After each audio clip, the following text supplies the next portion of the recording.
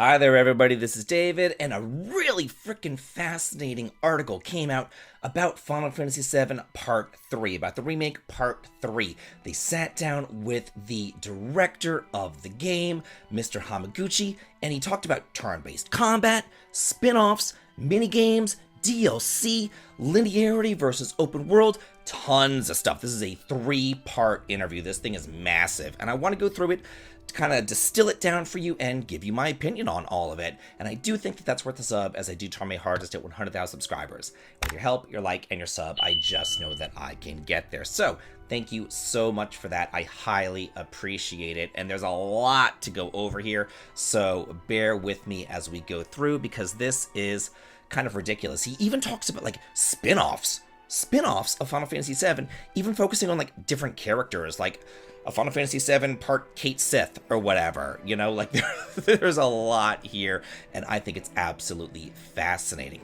So Mr. Hamaguchi has actually been involved with the Final Fantasy series since Final Fantasy XII. He has been around the block for quite a bit of time. I was in college when Final Fantasy XII came out, and it actually is still one of my favorites, and I feel like it's maybe like the very last dying breath of like the classic Final Fantasies before they went off and they started really doing their own thing. He then goes on to say that he believes that Final Fantasy has evolved alongside the hardware, alongside the consoles, and that every time there were new developments in the consoles, Final Fantasy itself has changed and adapted the way that it tells its stories, and it has had a narrative approach which fits with each generation. Then he goes on to talk about how modern players expect a certain degree of freedom, and he goes, maybe that's why in Final Fantasy VII Rebirth, we decided to show a new direction for the Final Fantasy series going forward, and his new direction, brand new direction, is the idea of a world map. Shocking, I know, and free exploration of the world. You know, we've only had a world map since the NES days, whenever we had a boat that you got in the very second town, when you got a canoe, whenever you got an airship, and you could freely explore the world, but this is his brand new idea. I just think that that's kind of funny. Then another funny thing, he talks about changes in the video game industry, and he throws a little tiny bit of shade over at the Balatro game, because that was nominated for Game of the Year, and you know, we all know that Final Fantasy VII Rebirth was also nominated for Game of the Year. But the difference is, Balatro was developed by one person, so the profit margin on that game is massive, whereas, you know, Rebirth was developed by thousands of people. So, you know, it took millions and millions and millions of dollars in order to create Rebirth, whereas some guy in a basement somewhere developed Balatro, and he's like, how are they on the same playing field? Like, you know what I mean? So he goes on to say, I think that the market is becoming very mature now, and I maybe do see a bit of polarization. You've got these really big, blockbuster, AAA kind of games, the kind of games that I've worked on. And at the same time, you also get the indies, games made very cheaply by small teams of people. I'm adding that for emphasis. I do think that both of these games are doing well, and it seems to be the middle ground, which perhaps is much more difficult these days for people to make successful games in.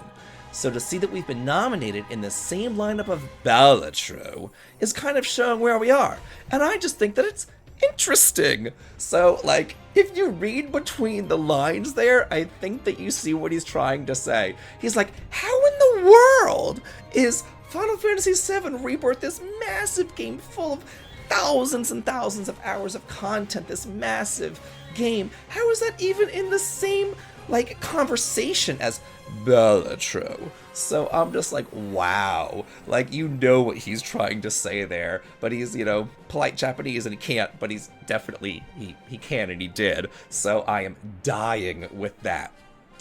He then goes on to talk about Final Fantasy VII Remake, and he says, hey, you know what, that was criticized for its linearity, so we wanted to rectify that situation in Part 2. We wanted to expand and make it open.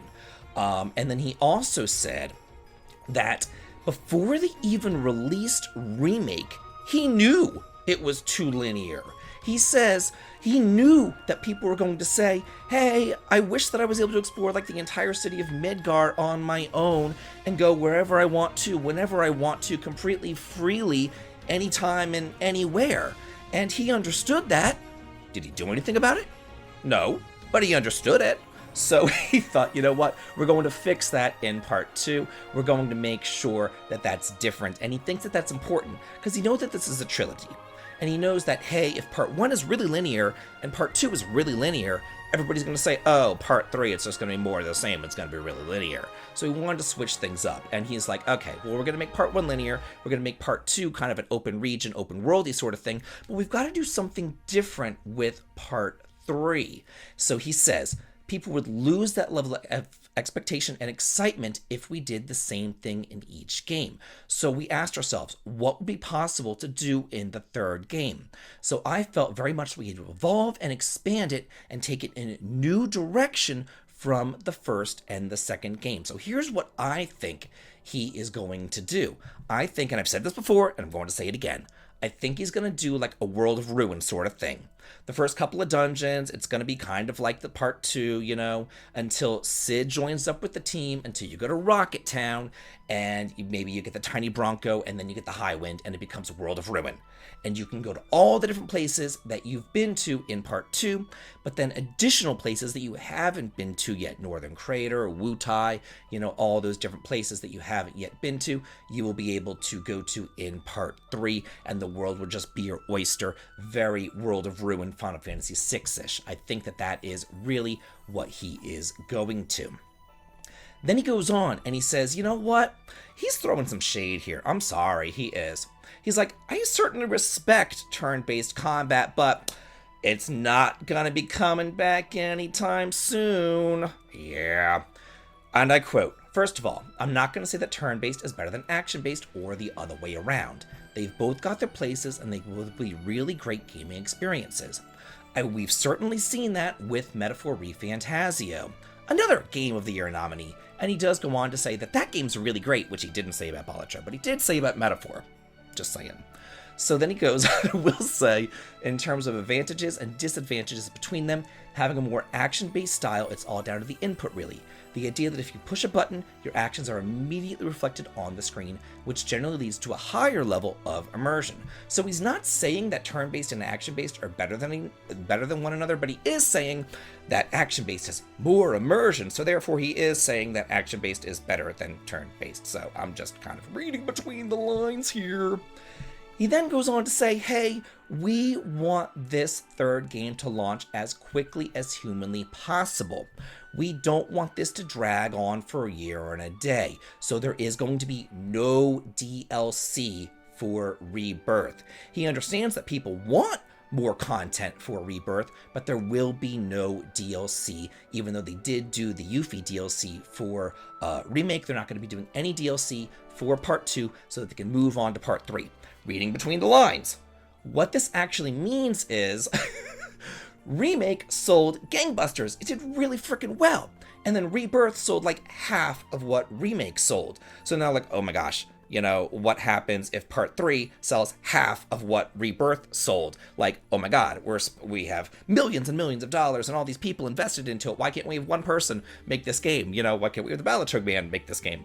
So he's like, you know, we're going to be losing money on this game. So he's like, we just got to get this out the door. He also talks about the amount of mini games. He says that a lot of people complained that there was way too many mini games, and ultimately he can see their point of view. But I do think that we made the right decision in terms of the breadth and the volume of content for the minigames in Rebirth. But looking at the third game, he says, you know, would I do the same number of minigames? I don't think that I would. They're going to be cutting it down to a more manageable size. He also goes on to talk about the Platinum Trophy and saying that it was kind of bothersome for people. I quote, I think that there is one other thing actually which I can say is a mistake on my part and something that I've already apologized for, and I definitely will not do it again, which is how difficult I made it to get the Platinum Trophy. So rest assured, I have learned from that. In the future, I will not be making Platinum Trophies that difficult. Then he goes on to say, you know, I want to move on. I want Part 3 to come out as quickly as possible, and then look at some other stories. How cryptic. Dig a little bit deeper. How cryptic. What does he want to dig into a little deeper? There's definitely a call out there to see other spotlights on other parts of the world and the universe and different characters. So maybe switch and look at them in a different way or in a different light after we have the third game out. So this is fascinating. Maybe we're going to see, a Final Fantasy VII, but it's going to be from Tifa's point of view, or maybe from Aerith's point of view, or maybe Barrett's. Who knows? That would be a really interesting retelling of Final Fantasy. Hopefully they do that in, not a Part 3 trilogy. They could do that in one game. They could do that in an HD 2D style, or maybe even bring it back to like the PlayStation style. You know what I'm saying? Like put it a modern day PlayStation 1 game. I think that would be kind of neat.